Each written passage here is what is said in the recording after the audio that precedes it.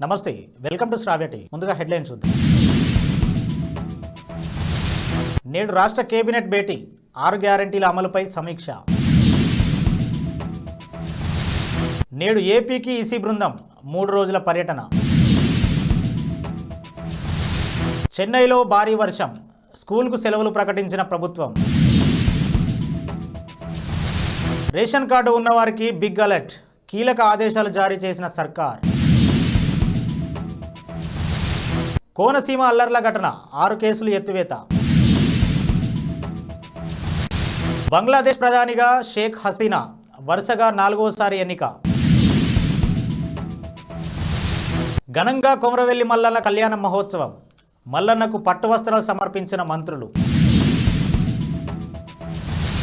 Parliament ఎన్నికల్లో cricketer ఘన విజయం, బంగ్లాదేశ్ ఎంపీగా షకీబ్ అల్ హసన్ జయబేరి.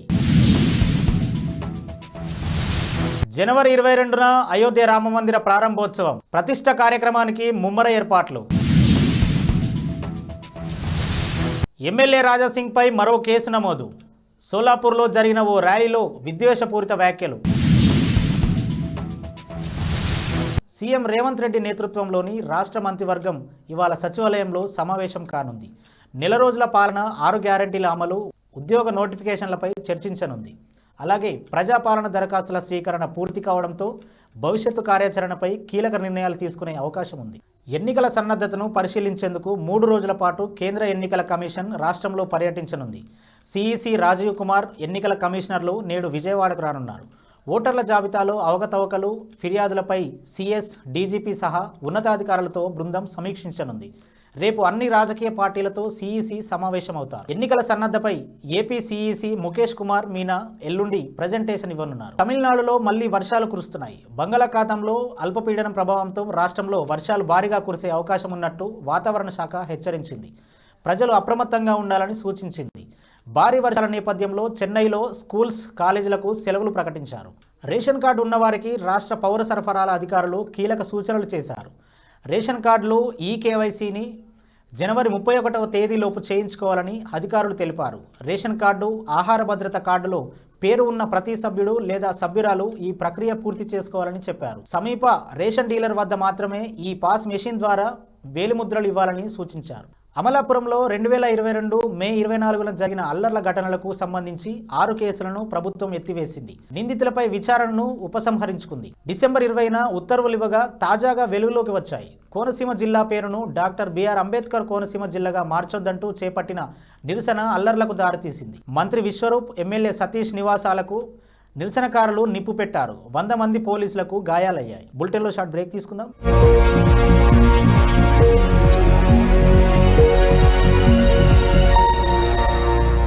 నాయుడుపేటకు దగ్గరలో తిరుపతి నాయుడుపేట నేషనల్ హైవేకి అతి సమీపంలో TUDA approval mega venture Sagaramala township.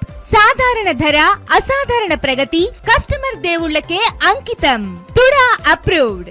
Sagarmala township developments. Ganesh temple, 60 మరియు 40 అడుగుల సిమెంట్ రోడ్లు, under ground drainage, street lights, electrical lines, avenue plantation, ఆహ్లాదకరమైన పార్కులు, entrance arch and gate, guest rooms, 100% vastu, వెంటనే ఇల్లు కట్టుకునే సదుపాయం, ప్రశాంతమైన వాతావరణం, 3 సంవత్సరాల maintenance, layout association form. Naidupeta నుండి కేవలం 4 కిలోమీటర్ల దూరం. అద్భుతమైన ఆట స్థలాలు, meditation and function hall, swimming pool and open theatre, దక్షిణం వైపు అందమైన కొండ ప్రదేశం, ప్రతి ప్లాంట్ కు వాటర్ కనెక్షన్. నాయుడుపేటలో మొట్టమొదటి TUDA approval layout, compound wall మరియు 3 అడుగుల టాటా బార్బెడ్ వైర్ తో fencing. LSN Sagarmala township club membership card. కేవలం 1.5 కిలోమీటర్లు తిరుపతి నుండి Naidupeta, NH71 highway.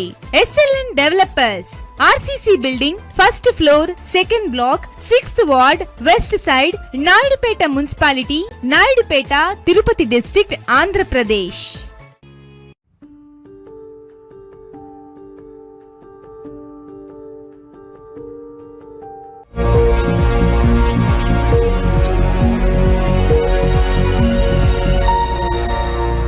Welcome back. Bangladesh ప్రధానిగా వరుసగా 4వసారి షేక్ హసీనా బాధ్యతలు స్వీకరించనున్నారు. ఇటీవల జరిగిన సార్వత్రిక ఎన్నికల్లో హసీనా నేతృత్వం వహిస్తున్న అవామీ లీగ్ మెజారిటీ సాధించింది. మొత్తం 300 సీట్లకు గాను 200 స్థానాల్లో ఆ పార్టీ గెలుపొందింది. కాగా మొత్తంగా 5వసారి హసీనా అధికారం చేపట్టనున్నారు. దేవాదాయ శాఖ ఆధ్వర్యంలో సిద్దిపేట జిల్లా కొమరవెల్లి మల్లన్న కళ్యాణం వైభవంగా సాగింది. కళ్యాణోత్సవానికి దేవాదాయ శాఖ మంత్రి కొండా సురేఖ, మంత్రి పొన్నం ప్రభాకర్, జనగాం ఎమ్మెల్యే పల్లా రాజేశ్వరరెడ్డి ముఖ్య అతిథులుగా హాజరయ్యారు. మంత్రులు స్వామివారికి రాష్ట్ర ప్రభుత్వం తరపున పట్టు వస్త్రాలు, ముత్యాల తలంబ్రాలను సమర్పించి కళ్యాణోత్సవంలో పాల్గొన్నారు. ఆ అఖిలాండ కోటి బ్రహ్మాండ నాయకుడైనటువంటి మల్లన్న స్వామి